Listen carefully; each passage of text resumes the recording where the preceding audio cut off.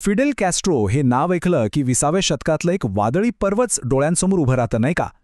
काहींसाठी ते होते क्रांतीचं प्रतीक, तर काहींसाठी एक हुकुमशहा. चला आज आपण त्यांच्या याच गुंतागुंतीच्या आणि तितक्याच वादग्रस्त आयुष्याचा वेध घेऊया.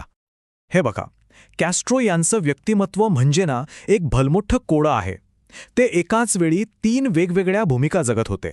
एकीकडे एका महासत्तेला टक्कर देणारे बंडखोर, दुसरीकडे जागतिक राजकारणात दबदबा निर्माण करणारे मुत्सद्दी, आणि तिसरीकडे मानवाधिकार उल्लंघनाचे गंभीर आरोप असलेले हुकुमशहा.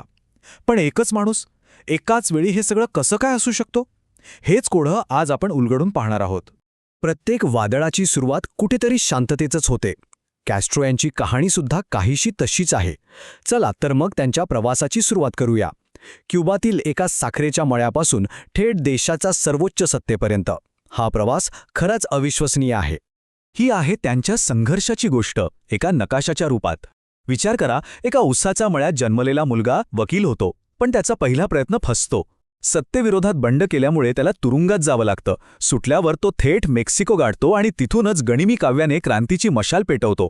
आणि मग काय, फक्त 32 वर्षांचा असताना 1959 मध्ये तो थेट क्युबाची सत्ताच काबीज करतो. कमाल आहे ना? हा दृढनिश्चय आणि राजकीय डावपेचांचा एक थक्क करणारा प्रवास आहे हे नक्की. पण थांबा, कहाणी इथे संपत नाही. क्युबामध्ये सत्ता मिळवणं ही तर फक्त सुरुवात होती. कॅस्ट्रो इथेच थांबणारे नव्हते. त्यांनी एका छोट्याशा बेटावरून थेट अमेरिकेसारख्या महासत्तेला आव्हान दिलं आणि शीतयुद्धाच्या जागतिक राजकारणात स्वतःसाठी एक खूप महत्त्वाची जागा निर्माण केली. त्यांची रणनीती बघा किती हुशारीची होती. एका बाजूला ते थेट संयुक्त राष्ट्रात जाऊन अमेरिकेसारख्या सुपरपॉवरला भिडायचे आणि जगाचं लक्ष खेचून घ्यायचे, तर दुसऱ्या बाजूला ते चिलीचे राष्ट्राध्यक्ष सॅल्व्हाडोर अलेंदे यांच्यासारख्या ग्लोबल साऊथमधील नेत्यांशी मैत्रीचे संबंध जोडून आपली ताकद वाढवत होते. शीतयुद्धाच्या त्या धोकादायक काळात टिकून राहण्याची ही त्यांची खास रणनीती होती. त्यांची राजकीय पकड किती जबरदस्त होती याचा अंदाज फक्त एका आकड्यावरून येईल. त्यांच्या जवळपास 50 वर्षांच्या काळात अमेरिकेत तब्बल 9 राष्ट्राध्यक्ष बदलले, पण क्युबामध्ये कॅस्ट्रो कायम.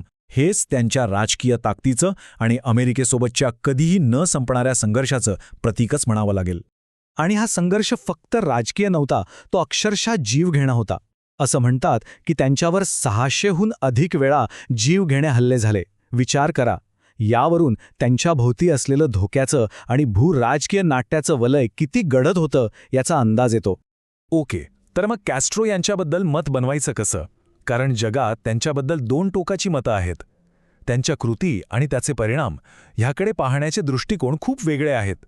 चला आपण दोन्ही बाजू नीट समजून घेऊया. त्यांचे समर्थक त्यांना एका खऱ्याखुऱ्या हिरोच्या रूपात बघतात.